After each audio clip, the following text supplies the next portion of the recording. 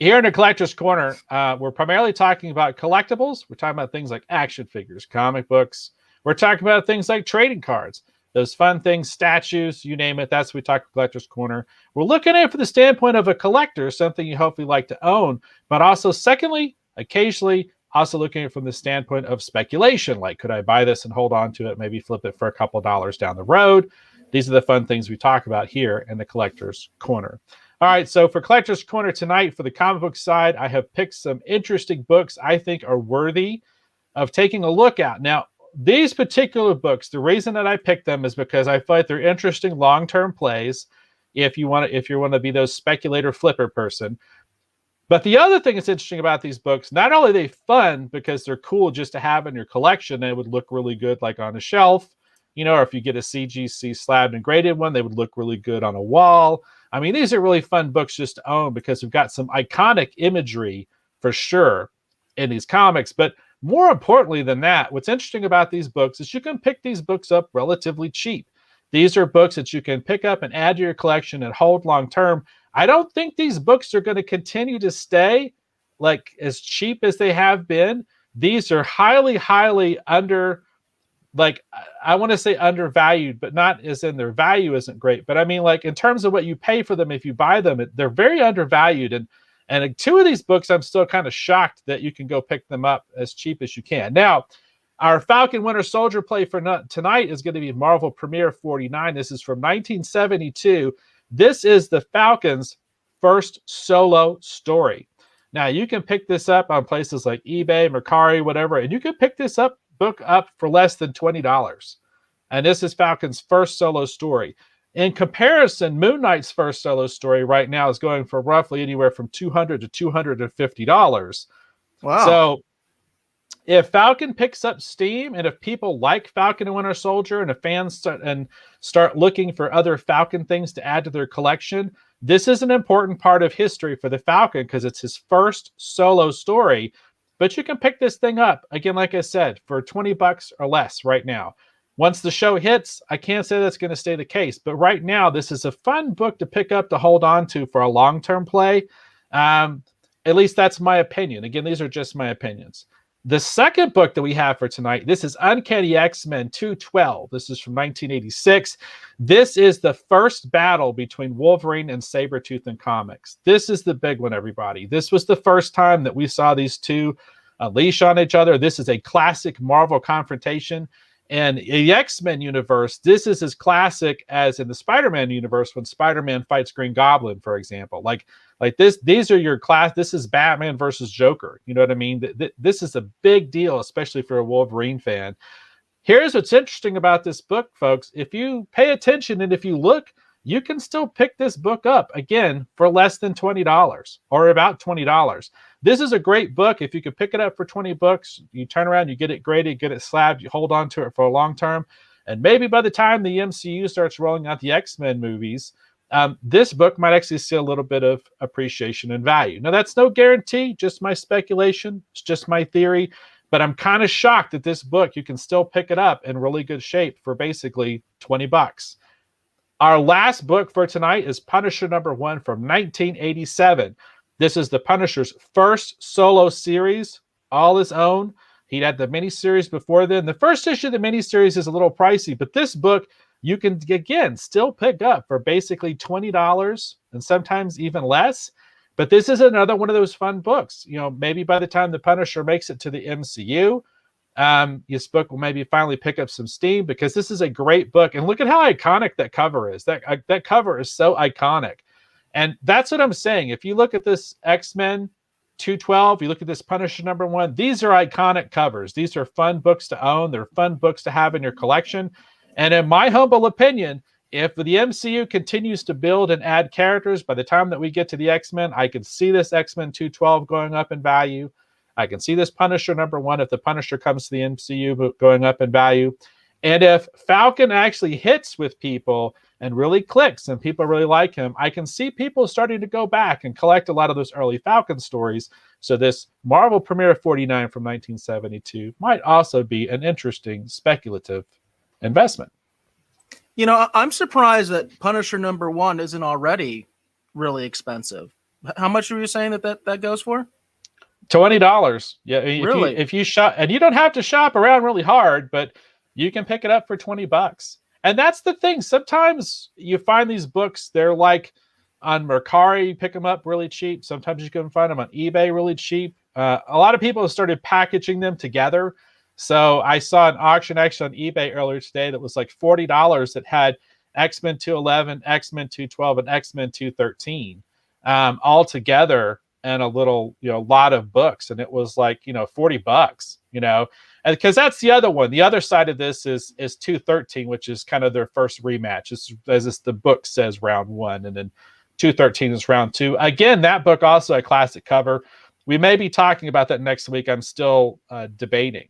But yeah, Punisher #1, you think it would be, kind of up there higher in value?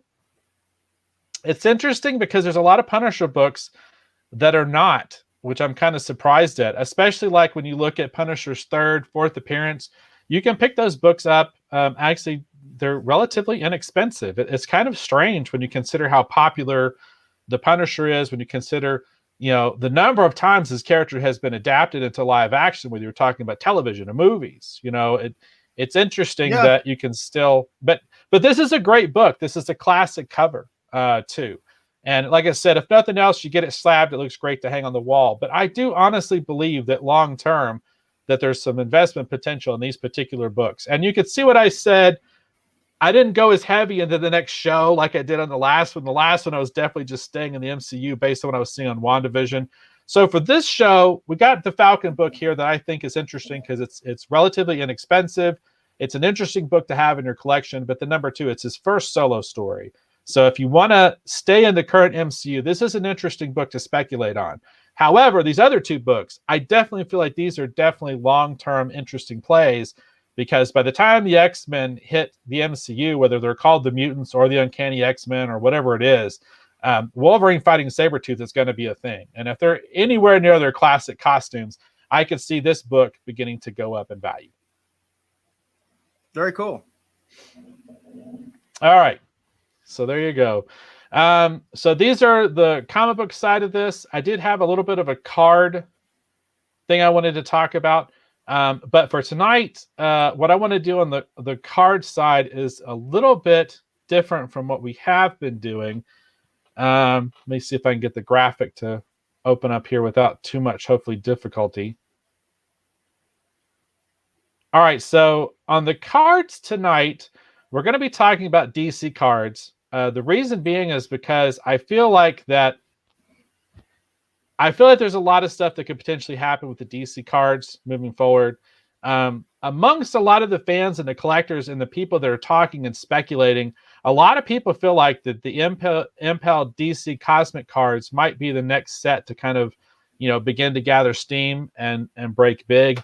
And for example, a box of DC Cosmic cards has actually gone up in value a good little bit. Not as high as the Marvel cards, but it has gone up. A case right now that's still sealed, it's about $450. Prior to that, it was obviously a lot less than that. And these are really great classic cards. One of the neat things about these is they have these kind of like heritage cards, as you see illustrated here. And in the Hero Heritage cards, you get these versions of the characters across time. You can see here we've got a Golden Age Flash, we've got a Silver Age Flash, we've got a modern Superman, we've got a Golden Age Superman, we've got a modern age Shazam, we've got a Golden Age Hawkman, we've got a Golden Age Blue Beetle. The artwork on these cards is really, really great. All original, created just for this particular set of cards. And it's just a fun set. Now, along those lines, one of the things that Eric and I had discussed moving forward was the possibility of actually doing some box breaks, right? Where we actually break open a box of cards. So along those lines, I'll show everybody this. That's what this is, everybody. This is a DC Cosmic Cards. This is an actual steel sealed case, still sealed box in the case, but a box right here. We're going to be breaking this on a live show somewhere down the road. Eric and I still need to make a decision about when we're going to do it. I hope these cards fared better than some of the other ones I've been having issues with. And then after this, the follow-up to that is actually going to be the follow-up set. The DC Cosmic Teams. I've got a box of those cards still sealed right here. We're going to crack these open too, see what kind of fun things we get out of it. And these cards, as we move forward, as we talk about these different fun comic book and genre retro type properties, we're going to continue to give away cards here on the Retro Rogue Show. Again, thanking those of you who are watching and enjoying our content and enjoying our show as a thank you for watching. We're going to continue to do that. But probably our first big box break is going to be these Impel DC Cosmic cards from 1991. Yeah, it'll be interesting. We haven't done a box break on the show live before, so it'll be interesting to see how that goes. Because you never know, it could be like Al Capone's tomb. You know, you open it up. That's the problem with those kind of things, right? In fact, I don't see a lot of people do unboxings live on the air, and that might be one of the reasons. For those of you not familiar with Al Capone's tomb, that was a infamous live TV special that was done years and years ago, where they thought that they were going to break into Al Capone's tomb live on the air, and when they did, it was like nothing. It was just a big hype machine, total letdown. They thought there could be Al Capone's treasure, you know, or a cool car or weapons or who knows what, and it turned out to be like nothing. So hopefully we won't have that experience, and they won't all be bricked. That would be wonderful if that would be awful. Were bricked. That would be awful. We'll see. Now, I do have on the DC Cosmic Teams, you know, this box right here, the DC Cosmic Teams, I have an almost complete set of these cards already. I am missing some, so I'm looking to kind of complete my set on this one. The interesting card to pull out of this, if you can actually find it, is actually the Swamp Thing hologram card. I'd love to pull one of those out of this particular set. I'm a huge Swamp Thing fan, and I'll be showing up some more comic book pickups as you know, like as we go down. I have some things that are in the mail, but they're basically in the wind. I don't know when they're going to show up, but I'd love to get a Swamp Thing card out of this. That would be really fun, the hologram card. And then out of this one here, the DC Cosmic cards, the one I'd most love to pull out of this would actually be the Green Lantern hologram card. Like, I think that would be really fun. But we'll have to see what actually comes out of these. Now, this I do have already a complete set of these cards, but some of my cards are a little beat up. They haven't fared as well because hardcore DC fanboy, so I was constantly pulling the cards out and looking at them and then putting them back to the thing and then bending up the corners and everything. So I'm looking to upgrade the cards that I have and have just a higher quality set. But then number two, like I said, the fun thing is when we give away cards here on the show, like we could do a Hero Heritage set and we could give, you know, the 3 Flash cards. So we could do the Hero Heritage for Green Lantern and give you the 3 Green Lantern cards, you know what I mean, for watching and supporting, hopefully commenting during the Retro Rogues. And it's kind of weird. It sounds kind of silly, but that's most of what I'm looking forward to, is having some fun cards to give away here on the show for those of you who enjoy the Retro Rogues live. Yeah, and of course, you know, cards have been doing well for us. We've been talking a lot about the Marvel Impel cards on the show, and we've been getting a lot of attention on the after show clips from people just all over the world, actually commenting about this phenomenon that has been the Marvel Impel cards. And it's really interesting to hear all these different perspectives people have about this and the speculative nature of the market, because it's exciting, right? You never know. You might have something that's worth a little bit of money. So it's been interesting, and I think everybody's trying to figure out what the next thing is going to be. That's something that's obviously you just don't know, and everybody's trying to wait for that next big thing, because there's a huge backup on the Marvel cards because of the grading situation, where a lot of the grading entities are taking months and months, to actually get to these cards, and they're increasing the prices of grading a lot of these cards. And along those lines, I did hear back from HGX. I heard back from someone, and they basically stated that they're not looking at grading. That's been the issue. That's why I haven't started the grading process with the cards, is because I'm having a hard time finding someone to do it. HGX said that they're 3 months out potentially from grading cards, and along those lines, I will show you guys some fun cards that we're going to have to give out here on the Retro Rogues down the road. These are some fun cards I recently got in. We're going to have a Moon Knight card actually to give away here on the show down the road. We're going to hold on to this till we get a little bit closer to actually the Moon Knight Disney Plus show. We've got a She-Hulk card here. Going to give that away on the Retro Rogues Live. Again, we're going to wait till we get closer to the She-Hulk show, hopefully. And then this is a fun card I wanted to show you just because I know you liked the Doctor Doom last time, Eric, but here's a Doctor Doom card. The goal with this card is actually to get this one graded and then give this one away on the show down the road. But the problem is I can't find anybody to grade these cards. And just to give you an idea, I have a few cards to get graded, everybody. Just a few. Just a few. Once I can find someone who wants to take my money, I get a bunch of cards graded. But it seems like nobody wants my money. It's really frustrating. So, really frustrating. There's a couple there. There's definitely a couple. Just a few. And like I said, some of these shows we given away here on the Retro Rogues Live. All right, so I think that's good for the Collector's Corner. Unless you want to talk about that tax thing, Eric. Do you want to bring that up here on the show? Well, you're the one who initially brought it up to me. Okay. I do have the article that you're mentioning. I think I have it here. I did have it here. I thought I had it here. So gig workers could end up losers in COVID relief bill. There we go. All right. So we don't normally have political articles on here, but this directly plays into what we're talking about. So here's the thing that's interesting about what's going on. And again, the goal here is to not get too political with this. The goal here is to just make sure that hopefully all of you are informed. Now, basically in the COVID relief bill, there is basically some new tax reporting requirements that was basically in the COVID relief bill. And as it currently sits, as of tonight's show, March 10th, 2021, as it currently sits in the COVID relief bill, what they're previously to this, my understanding was if you sell, for example, like you sell stuff on eBay, right? Then basically it's set up where you had to do more than $20,000 over the course of 1 year, okay, one tax year essentially, right? Or more than 200 transactions, and then you are required to report on that income.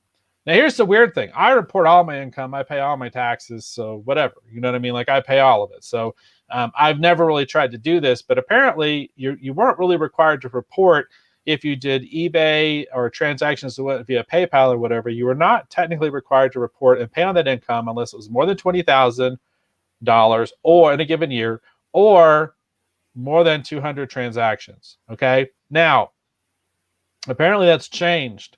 The way that's changed is that now it's $600. And then wherever you're selling or wherever you're doing these transactions, basically automatically they're supposed to send you a 1099 and you have to report the rest of that. Now, let me clearly state, I am not a tax professional. Eric is not a tax professional. We are not giving you tax advice in any stretch of the imagination. Okay. Go talk to your CPA, go find an accountant, go talk to an actual tax professional. All we want to do is let those of you who are collectors who flip stuff from time to time, just be aware that starting next year, based on the information that currently exists, the reporting laws are being changed, and you may be required to pay more in taxes for those collectibles or whatever that you sell down the road. And then there's additional implications too, where it's sort of like, how is this going to impact the collectibles market in general, right? Is this going to curtail from certain people from doing it? Or are people going to want to do more one-to-one transactions for cash? Are people going to want to do more trades than necessarily cash moving forward? It's going to be interesting to see how this kind of plays out over time. So we wanted to make sure that people were aware. But again, we are not tax professionals. We are not giving you tax advice of any kind. We just want to make sure that people are informed. If you have any questions about this, we definitely highly recommend you go talk to an accountant, go talk to a CPA, go talk to someone who is in a better position. But this does change things quite a lot for people who've been selling comics and collectibles and action figures and stuff, on places like eBay. And in the short term, this is something you should be talking to your congressperson or senator about, because that's the problem with a lot of these bills, is that's where the whole pork thing comes from. They always put stuff in these bills that you don't know, that they don't tell you. We've been on this show where we talked about some of the stuff was happening with the copyright laws in one of these bills, and nobody was talking about that. They do this all the time. And so you have to be aware, you have to be on your toes about this. It's really interesting, the $600 number, because I've been dealing with that myself, filing my own taxes because like we didn't really do anything last year on our own, but earlier already this year we were shooting a music video, so I was bringing that up with my tax preparer about what do I need to claim these people that were paying on this gig, and the threshold is very low as long as you're under $600, right? When you're having somebody do something for you like this. But what we're talking about here is people that are like on eBay or something like that, and essentially what they want to do is they want to treat people that are on eBay as if they're employees of eBay. And so they're in the same boat as those people that I have on my shoot. And sometimes people that I have on a shoot, they might actually legitimately be independent contractors, by the way, as well. So that in that case, they ain't getting no 1099. You know what I mean? So there's a lot to this, and there's a lot of stuff that can really hurt small businesses and also hurt people that the way they refer to in this article, the gig economy, people that are doing sort of that side hustle of eBay, or even if it's maybe doing a rideshare thing.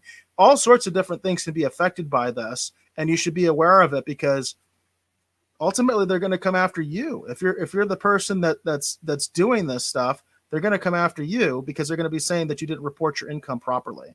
And that's a big deal. That's a really big deal. I mean, for some people, this can be life-changing for some people that really rely on that side income, or even people that rely on this as essentially their primary income. There could be some major implications for them.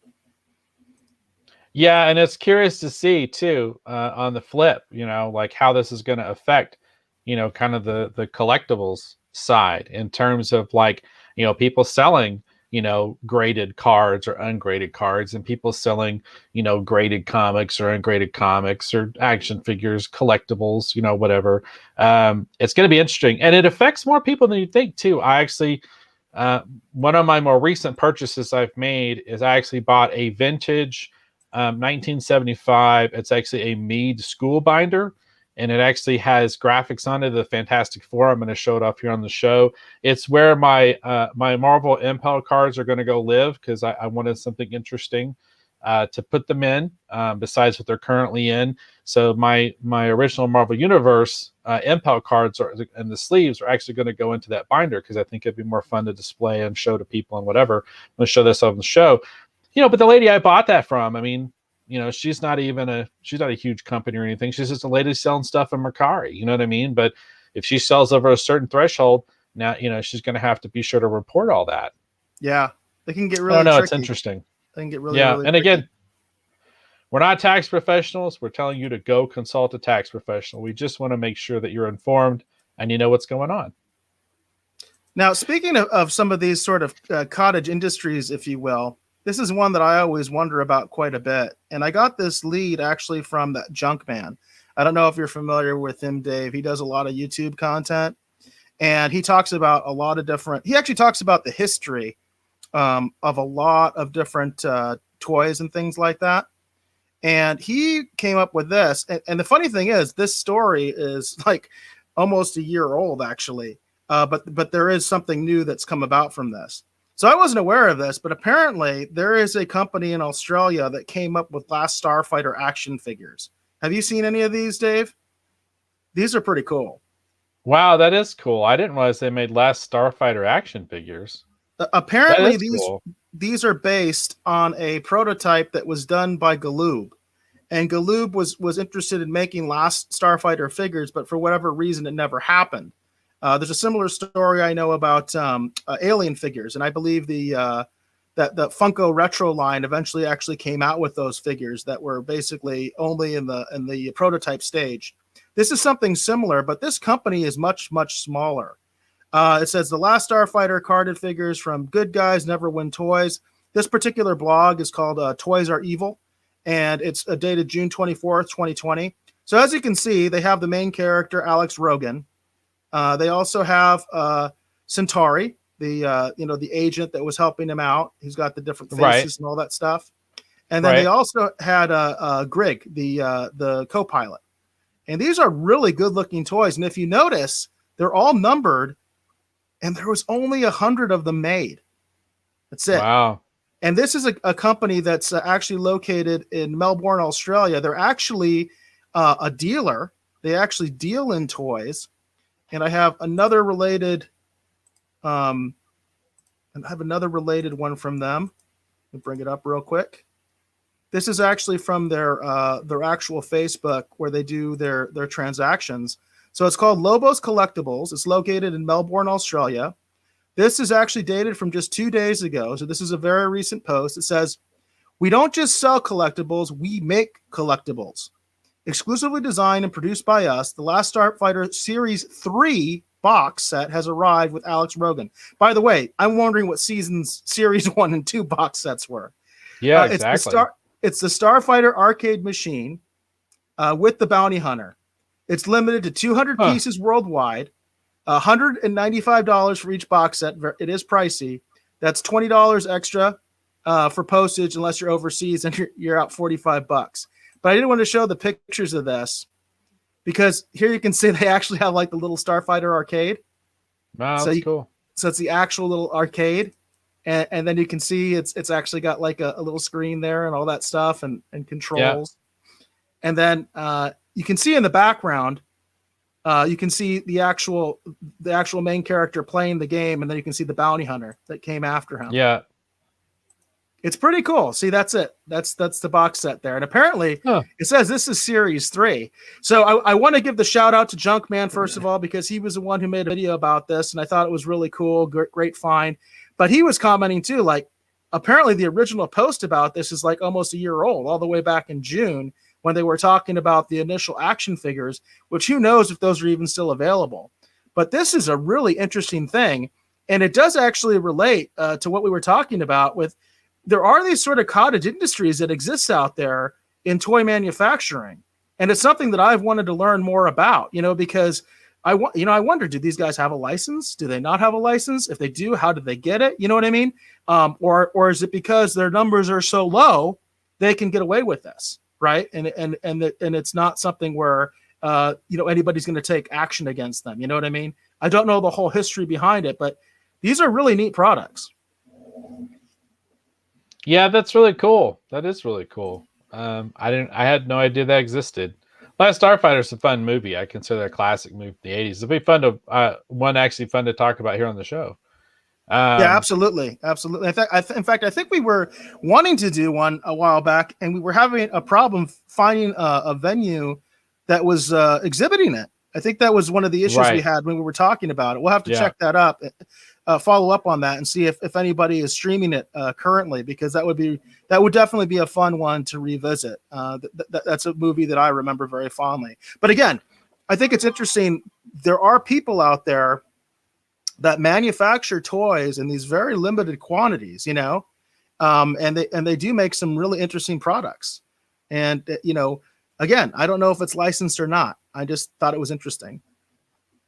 And along those lines too, those of you who saw some of our previous reporting actually on the RetroWorks Live, my understanding is the Defenders of the Earth action figures are actually available and are kind of circulating about too. So if you're interested in picking those up, they're available at different kind of places. So definitely keep an eye out for those. You can get those at Walmart. Yeah. I saw a picture, and I think it was from that Junkman, and he had a picture where he was showing them at Walmart. And I totally wanted to get a line of those Defenders of the Earth, but I'm so heavily invested in cards and all these other things. I can't do it. Oh well, darn. But those are really cool. I love Defenders of the Earth, so that's a fun thing. So definitely, if you're interested, know that those ones that we had originally reported, they are out and about now. So definitely go check them out. So. And Ronnie says, Dave, don't buy Ming. Don't do it. Don't get Ming. And Hollywood Jackson says, my license is on my bumper. Now you don't need no stinking license, right, Hollywood Jackson? I get it. Now it's something that I wonder about quite a bit. In fact, Dave and I have had private conversations about that, because I'll look at some of these different venues. Actually, Junkman's talked a lot about this stuff too.